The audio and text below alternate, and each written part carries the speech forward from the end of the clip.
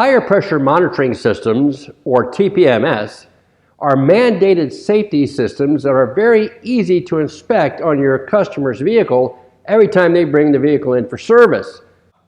Learn more in today's Mighty Minute.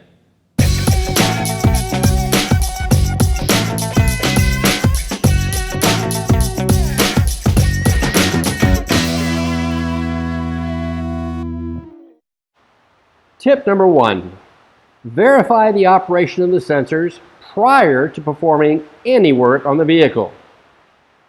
This will help uncover any problems from the very start and go a long way to preventing unnecessary comebacks.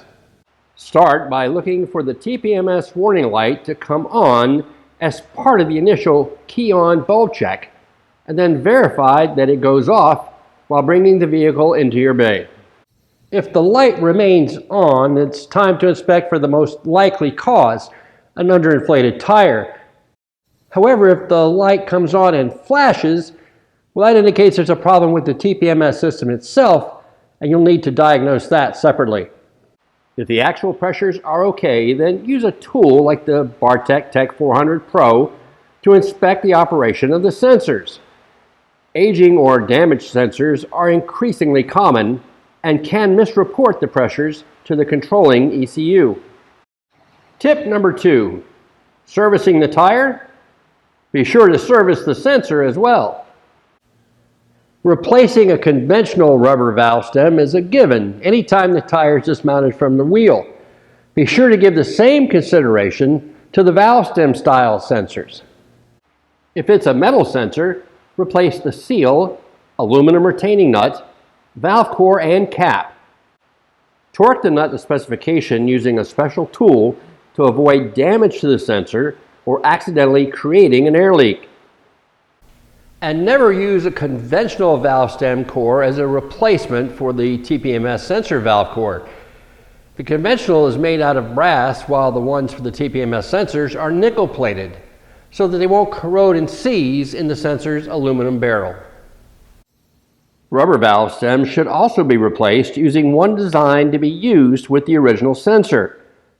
Replace the retaining screw or nut and again, torque to the proper specification.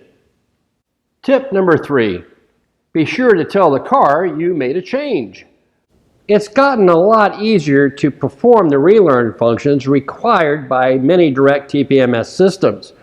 Most modern TPMS tools now include step-by-step instructions telling you exactly how to do it.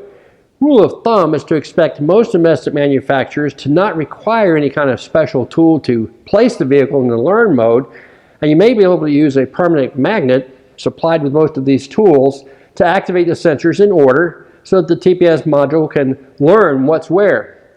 Most Asians and Europeans, however, require a more direct link, that is, right through the DLC that you connect your scan tool to and literally overwrite the new data to the TPMS computer.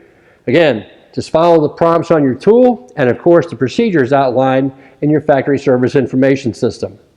Your customer's TPMS system helps them get the most life and service out of the tires on their vehicle and keeps them safe too. I hope these tips today will help you help them. Thanks for watching.